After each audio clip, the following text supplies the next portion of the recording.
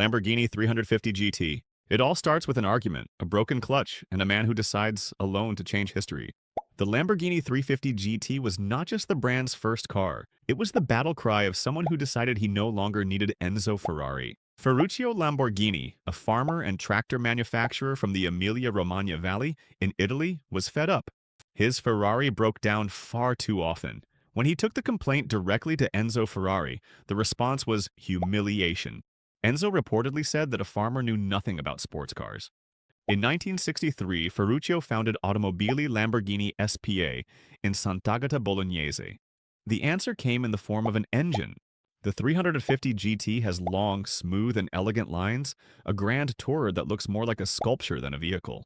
Coachwork designed by touring Superleggera, with curves that flow unhurried. For 1963, it was modern without being aggressive. A gentleman in a tuxedo before the brand discovered its fury. A 3.5-liter V12 engine created by Giotto Bizzarini, the same engineer who designed the Ferrari 250 GTO. The irony is delicious. The block delivered 270 horsepower, accelerated from 0 to 100 km/h in around 6.7 seconds, and reached 280 km/h. Impressive numbers for 1963. Numbers that said, the bull has arrived. Refined interior with leather and wood finishing, typical of Italian grand tours of the era. 2 comfortable seats, dashboard with clear instrumentation. There were no driver assistance systems. There was pure driving, a direct connection with the machine, and the throaty sound of a V12 responding to every press of the throttle. The 350 GT was the car that proved Lamborghini was more than well-founded anger. Only 13 units were produced, making it one of the rarest and most valuable in the brand's history. It was the ground zero of a lineage that would produce some of the most iconic cars in the world. The 350 GT is not just the first Lamborghini. It is proof that the right anger in the right hands can create something eternal. The Lamborghini Gallardo. It sold more than any Lamborghini in history, and it did so without asking anyone's permission. The Gallardo was the Lamborghini that democratized the impossible, or at least made it slightly less impossible. Launched in 2003, already under the umbrella of the Volkswagen Group, which had acquired Lamborghini in 1998.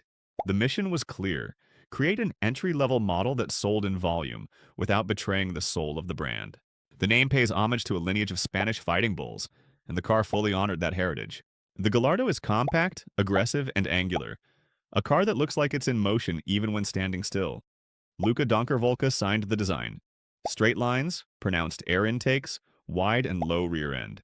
It is a car that intimidates without needing a wing. The aggressiveness lies in the proportion, not in the excess. 5.0-liter V10 engine with 500 horsepower in the original version, later evolved to up to 570 EIHP in the Superleggera. 0 to 100 km/h in 3.9 seconds. Top speed of 325 km/h. The E-Gear all-wheel drive was the great evolution. It made the car accessible to more drivers without removing the ferocity that defines a Lamborghini. Modern interior for the time, digital dashboard, leather and Alcantara upholstery, integrated multimedia. Audi, then owner of Lamborghini, helped raise the standards of assembly quality. It was the first Lamborghini you could use on a daily basis without fearing it would rebel against you.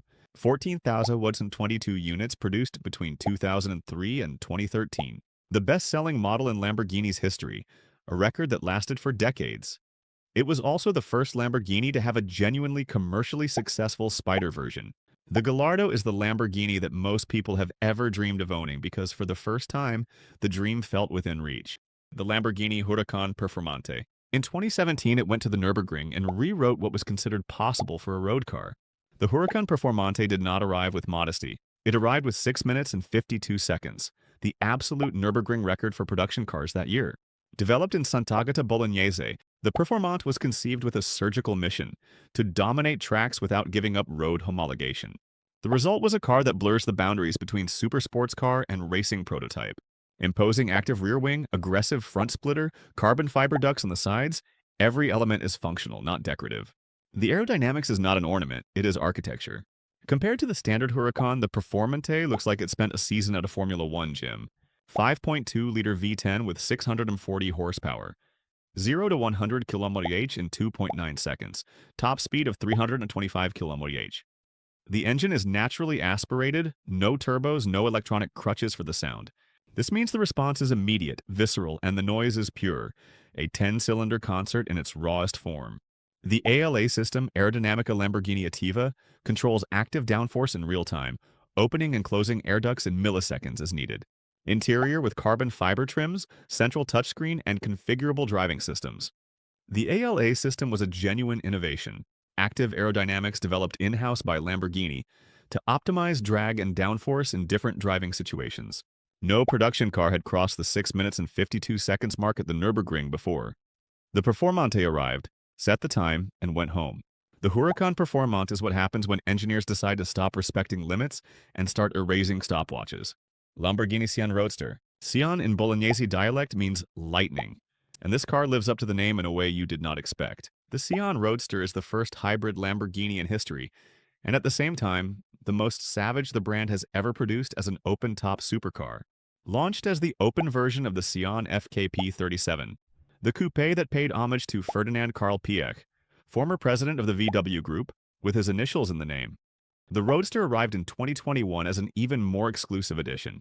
It was Lamborghini's first step toward electrification, but done the Lamborghini way, without half measures. Lines that look laser-cut, rear end with 8 circular exhausts arranged in a grid, no roof, just speed and total exposure to the elements. The Sián Roadster hides nothing, not the engine, not the intention. With 24-karat gold details in the paint, it is unapologetically extravagant. Naturally aspirated 6.5-liter V12 Plus, electric motor assisted by a supercapacitor, totaling 819 horsepower. It is the most powerful Lamborghini ever produced up to that moment. 0 to 100 km/h in under 2.9 seconds. Top speed above 350 km/h, with the roof open in the wind. Driver-centered cockpit with high-resolution digital dashboard and aviation-grade materials. The supercapacitor, unlike a conventional battery, charges and discharges energy 3 times faster. This means the electric boost is available immediately. No waiting, like lightning. Only 19 units of the Roadster were produced, all sold out before the official launch.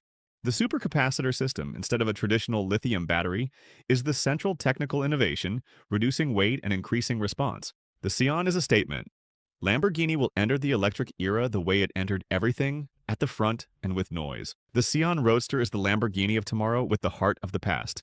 8 and 19 horsepower proof that the future does not need to be silent. The Lamborghini Revuelto. Everyone said Lamborghini had lost its mind. Then the Urus arrived, broke records, and the Revuelto came to prove that madness was the plan all along. The Revuelto is the most advanced Lamborghini ever built. V12 plus 3 electric motors. A revolution with horns. Introduced in 2023 as a direct replacement for the legendary Aventador, the Revuelto represents Lamborghini's response to the growing demands of electrification without giving up the brand's identity. The name Revuelto is Spanish for stirred up, disturbed, an untamable bull, or exactly what this car is. Bold and futuristic design, scissor doors that remain the visual signature of the Aventador line, integrated active aerodynamics, exhaust outlets at the center of the rear raised like flames. The Revuelto looks like it came out of an aerospace research laboratory, because in parts, it did. 6.5-liter naturally aspirated V12 plus 3 electric motors, 1 on the rear axle and 2 on the front. Total power, 1,015 horsepower. The first Lamborghini to surpass the 1,000 horsepower mark in series production. 0 to 100 km/h in 2.5 seconds.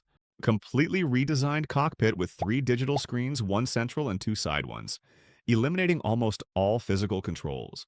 The infotainment system is the most sophisticated in the brand's history. Electric mode allows driving a few kilometers in silence, but nobody buys a Revuelto to stay silent. The HPEV architecture, high-performance electrified vehicle, integrates the electric motors to provide instant traction in corners, not just straight line speed. It is electric agility in service of pure driving. 1,015 horsepower with carbon and aluminum structure. Logic says it shouldn't work. Physics disagrees. The Revuelto is not a concession to the future. It is a conquest of it, with 1,000 horsepower and the roar of a V12 that refuses to die. Lamborghini Miura. Before the Miura, the supercar did not exist.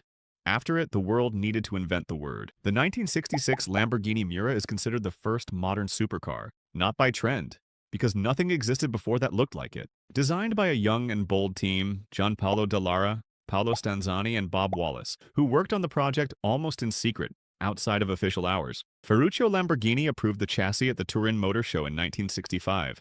The Bertone body, signed by Marcello Gandini, came shortly after. The name pays homage to a fighting bull breeding farm in southern Spain. The Miura is the most beautiful car Lamborghini has ever produced, and many would say it is the most beautiful any brand has ever produced. Sinuous curves, long and low hood, compact rear grille window that looks like eyelashes. Gandini was only 26 years old when he drew it.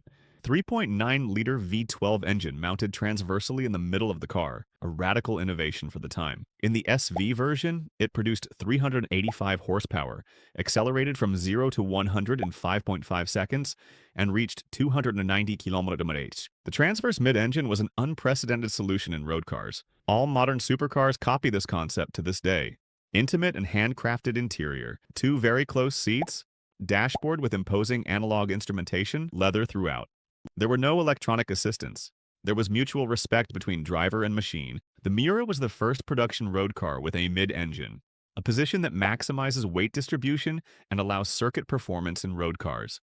That engineering decision changed the DNA of every supercar that came after. The Miura was not just a beautiful car. It was the big bang of an entire category. And 60 years later, it is still the standard of beauty that everyone tried to reach. The Lamborghini Countach. Countach is a Piedmontese exclamation of astonishment. Something like, oh my god. It was exactly what every Lamborghini technician said when they saw the prototype for the first time. The Lamborghini Countach did not just shock the world in 1971, it divided it into before and after. Again signed by Marcello Gandini of Bertone, the same genius behind the Miura, but this time pushed to the opposite extreme of the spectrum. While the Miura seduced with curves, the Countach intimidated with angles. Launched as a prototype at the Geneva Motor Show in 1971, it entered production in 1974 and remained for 16 years, an eternity in the world of supercars. Angular, wedge-shaped lines, sharp as a razor, doors that open upward, the famous scissor doors that became synonymous with Lamborghini to this day. Aggressive, impossible, and totally convinced of it. V12 engine of up to 5.2 liters in the final versions with 455 horsepower. Performance mattered, but presence mattered more. Seeing a Countach parked on a street stopped traffic. Not metaphorically, literally. Spartan and claustrophobic interior due to the wedge design. Tall people barely fit. Dashboard full of analog instruments tilted toward the driver. Literally, it is estimated that the model was the most printed car on posters during the 1970s and 1980s, decorating children's bedrooms around the world. It did not just sell cars, it sold dreams. And those dreams produced engineers, designers, and drivers for decades. The Lamborghini Urus. The Urus is a walking paradox. A 5-seat SUV that puts 2-seat sports cars to shame. Launched in 2018, the Urus was developed on the MLB Evo platform shared with Audi, Porsche, and Bentley, but radically customized by the Italian team. The name comes from the Urus, an extinct wild ox species ancestral to the domestic bull.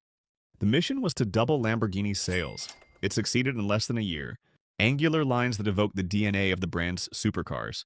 An SUV that does not try to hide what it is. Sculpted hood, wide and assertive rear, carbon trim throughout the body. From the side, it looks like a Huracán that spent 3 years lifting weights. From the front, it looks like it is about to swallow something.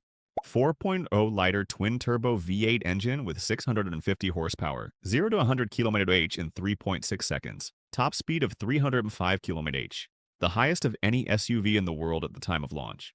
With over 2,000 kilograms on the scale, achieving those numbers requires a combination of engineering that defies everyday physics. Luxurious interior for 5 occupants. Alcantara leather on everything, 3 central screens, optional rear entertainment system, air suspension, torque vectoring, and multiple driving modes. The Urus is the only Lamborghini that fits the whole family, and that is still capable of leaving the father with a trembling voice on the accelerator. The Urus transformed Lamborghini's finances. More than 3,000 units sold in the first year, so more than all other models combined. Today, it represents about 60% of the brand's global sales. The car that betrayed the soul of Lamborghini was the car that ensured the brand kept existing. The Urus proved that a bull can have 5 seats, a trunk, and a child's door, and still make the heart race at 305 km/h. If you're not subscribed yet, hit that button right now, and drop a comment below. Which one of these cars would you pick? Let me know. See you in the next one.